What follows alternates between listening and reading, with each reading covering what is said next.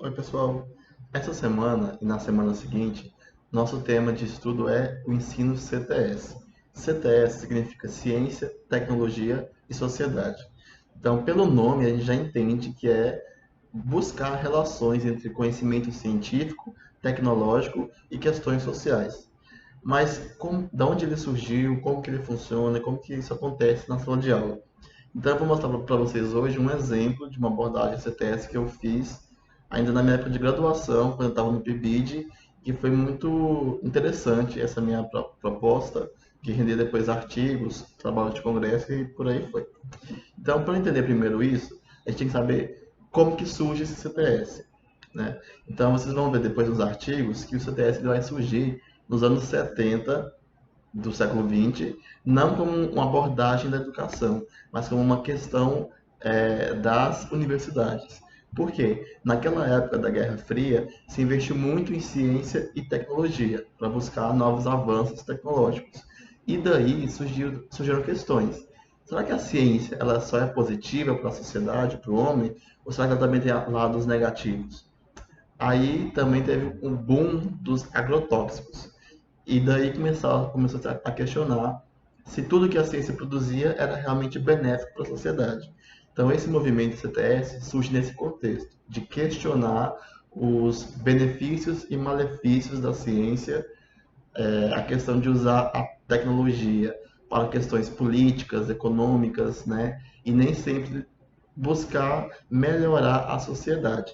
Também tem a questão das grandes farmacêuticas que exploram muito o conhecimento em busca de lucro, né? Então, isso é o contexto que vai surgir o CTS. Depois ele foi incorporado à educação como uma abordagem de ensino, tá? E aí os autores vão dizer que essa abordagem de ensino ela tem um objetivo, que é levar o estudante a aprender a ler e entender não só o conhecimento, o conteúdo, mas também a ler e entender a ciência e o mundo que ela vive, né? Para ele poder usar a ciência e a tecnologia como uma ferramenta de mudança social, para ele se envolver politicamente, né, socialmente na sociedade e tomar decisões engajadas com base no conhecimento que ele aprende na escola. Então, uma forma de você aplicar a química na sua vida social, na sua vida cotidiana. E para fazer isso, você tem que entender essas relações entre a ciência, a tecnologia, a economia, a política, a cultura e assim vai. Se a gente for observar as leis que a gente tem sobre educação, né, a principal que a gente vai olhar hoje em dia é a LDB de 96. E lá no seu artigo 35, ela vai dizer que a função do ensino médio é aprimorar o aluno, né, o educando, com uma formação ética, com autonomia, com pensamento crítico. Então, é nessa perspectiva que o CTS vai justamente trabalhar, né? Formar um cidadão crítico que saiba tomar decisões engajadas com base na ciência e na tecnologia.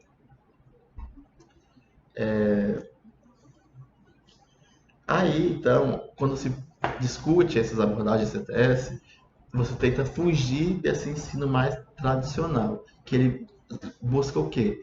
Transmitir conhecimentos de forma pura e isolada. Então, o aluno vai aprender, vai memorizar, o que seja, os conceitos químicos, mas não vai saber usar esses conceitos no seu dia a dia. Então, para romper com esse tradicionalismo, é que vai emergir essas abordagens CTS. E como que eu faço isso na minha sala de aula? Aí o CTS ele é bem versátil. Você pode usar o CTS usando várias metodologias. Eu posso fazer CTS com jogo didático, com teatro, com júri simulado, com projetos, com problemas. Então, quase todas as formas de se ensinar e se aprender, elas podem ser feitas usando o CTS. Porque o CTS não é um o que fazer, mas é um como fazer. Então eu faço o CTS usando algumas dessas metodologias que já são consagradas. Nessa minha experiência que eu trabalhei, o meu conteúdo científico era estequiometria. Eu escolhi esse conteúdo porque é um conteúdo que tem muita matemática, muitos cálculos, e os alunos eles não entendem para que ele serve. Eles pensam que é só para você decorar aquelas fórmulas, fazer aqueles cálculos e passar na prova. Então, eu fui buscar uma forma de deixar esse conteúdo mais atrativo para o aluno e que ele entendesse onde isso se aplica na vida cotidiana. E daí eu usei como pano de fundo o contexto do remédio Celobar. Depois vocês podem buscar mais a fundo a história dele, mas em linhas gerais, o Celobar é um remédio que era fabricado, que hoje não se fabrica mais. Ele era, ele vinha pronto da Europa para o Brasil e o laboratório Enila, que era o fabricante dele, só produzia o comprimido a partir do princípio ativo que vinha da Europa. Só que teve um momento que não veio mais da Europa o princípio ativo. Então o Enila pensou, eu vou fazer aqui no Brasil mesmo essa substância. Só que essa síntese, que é uma reação bem comum, bem simples, não deu certo. E aí quem consumiu esse remédio, esse lote fabricado, teve complicações, teve mortes e tudo mais. E a questão por trás desse acidente foi apenas um erro de cálculo estequiométrico. Então, com esse contexto social, eu trabalhei esse conteúdo. E aí, a minha metodologia para fazer isso foi um caso simulado, né? Um júri simulado, que é, talvez vocês conheçam, tenham até vivido no ensino médio, é simular um júri, né? Com defesa, acusação, jurados, juiz, para que o aluno comece a debater lá, argumentar sobre algum assunto em que ele defende ou ele acusa. E por que eu escolhi essa forma de trabalhar? Porque o júri simulado, ele vai trabalhar algumas competências além do conhecimento. Quais são elas? Comunicação oral, tomada de decisão, senso crítico, habilidades interpessoais, porque ele tem que saber lidar com o colega dele, cooperação. Então, é uma abordagem bem ampla e bem rica em termos de habilidades. Como que aconteceu então a minha dinâmica? Ela tinha então júri, acusação, defesa, né, e o juiz. Como motivação inicial, eu usei uma notícia de jornal que eu produzi essa notícia. Por quê? Se eu pegasse as notícias de jornal, elas iam trazer já o desfecho do caso, né? Que houve o julgamento e a empresa, o laboratório foi condenado e tudo mais. Então, o que eu fiz? Eu li várias notícias para pegar, né, todas as informações e aí eu montei um jornal fictício, que trazia todas as informações, mas deixava o caso em aberto. Então eu levei isso daí para esses alunos, para eles conhecerem o caso. Aí também a gente trabalhou um artigo que trazia os dados dessa síntese, desse medicamento, quando que foi usado, quanto foi produzido, qual era a reação. E aí a gente trabalhou, né, o conteúdo de estequiometria durante as aulas e procedeu com esse julgamento. Uma coisa muito importante é que nessa dinâmica do júri simulado, o objetivo não é vencer ou não o debate, né, o julgamento. É você discutir e trabalhar a argumentação. Então, eu deixei claro para os alunos: não vai ganhar a nota da atividade o grupo que vencer o debate, mas vai ser aqueles alunos que argumentarem de fato com embasamento científico sobre o tema.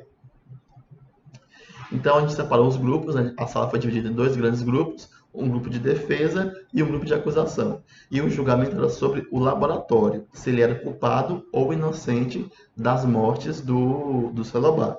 Então um grupo acusava o laboratório e outro grupo defendia. A gente fez, então, durante 2 semanas esse trabalho, que envolveu as aulas sobre o conteúdo, a leitura do jornal, né, a leitura do artigo, umas aulas de dúvidas e o dia final que foi o julgamento.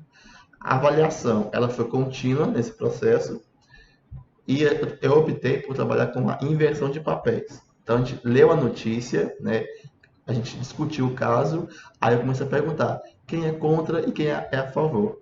E aí a gente fez essa inversão. Então, quem era contra, quem pensava que o Enila era culpado, foi fazer a sua defesa. E quem achava que ele era inocente, foi fazer a sua acusação. Por que eu fiz essa inversão? Porque exige mais do aluno, né, estudar mais, para ele defender algo que ele não acredita. Então, essa foi a minha percepção. E não perdemos o foco no conteúdo químico.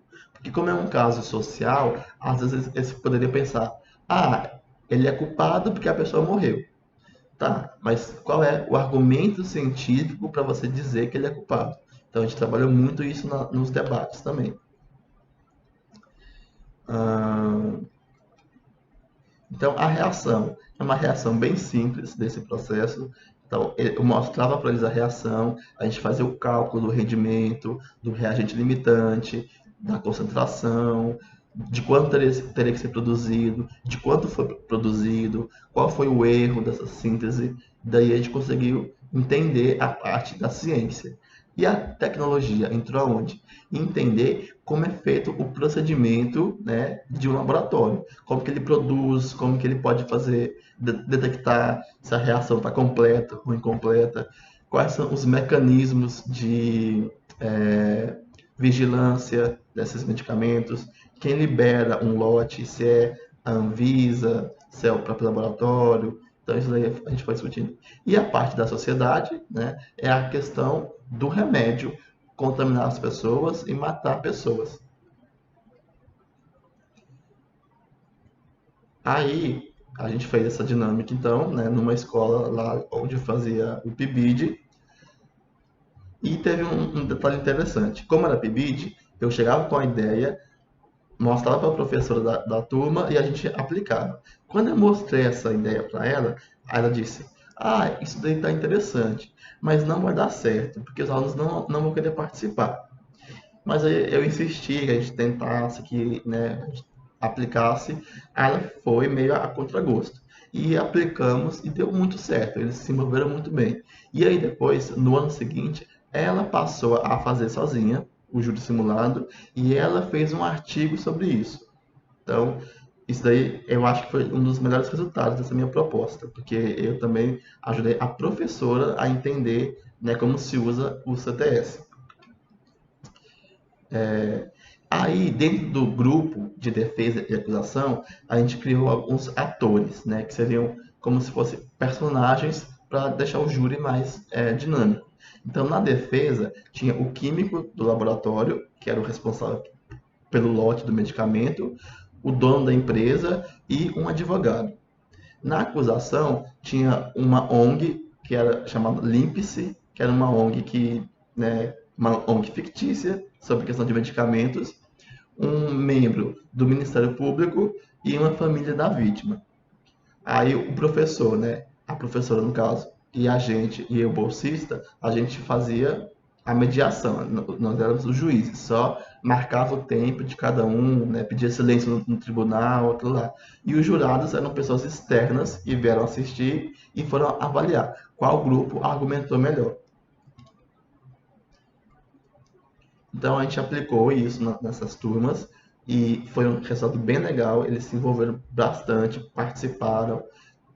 Claro, alguns não, né? Porque sempre tem um ou outro que não participa dessas atividades, mas eles buscaram fontes. Teve grupo que montou slide com informações, eles foram ler mais sobre o caso, buscaram mais informações e argumentaram de forma realmente científica. Então, eles entenderam o conceito de estequiometria, né, o conteúdo, porque eles conseguiam fazer os cálculos, explicar por que houve um erro na síntese. Eles mostraram bons argumentos na hora de defender ou de acusar. Eles também tiveram autonomia, porque eles foram buscar em outras fontes de informação. E em relação à cidadania, eles tiveram um grande aprendizado, né? Que foi aprender a se posicionar de forma crítica e com base científica. Não é pensar, não é falar, ah, eu acho que é isso. É dizer, isso aconteceu por esses motivos, então isso remete a isso. Então eles começaram a ter essa questão, essa criticidade, né? Que foi muito importante para eles. E aí também vamos, né, a gente percebeu que além da questão do conteúdo, envolveu também as habilidades atitudinais, que é a questão de ética, de política, de economia, de entender nessas questões que estão mais ligadas ao social. E como eu falei da professora, ela também teve um aprendizado nisso, porque ela não queria fazer essa prática, Depois que a gente aplicou, ela achou bem interessante e passou a aplicar depois. Então, essa foi a minha experiência com o Celobar, com o CTS, né, usando esse conteúdo de estequiometria, tendo como contexto o Celobar. Mas existem várias outras formas de fazer isso. Pode se fazer usando teatro, utilizando música, projetos, o que você achar interessante. Mas a ideia é sempre essa. Você parte de uma questão social, estuda ela a partir do ponto de vista científico e busca uma solução ou uma tomada de decisão ou uma argumentação em cima disso para levar o aluno a aprender essas relações entre ciência, tecnologia e sociedade. Então, é isso.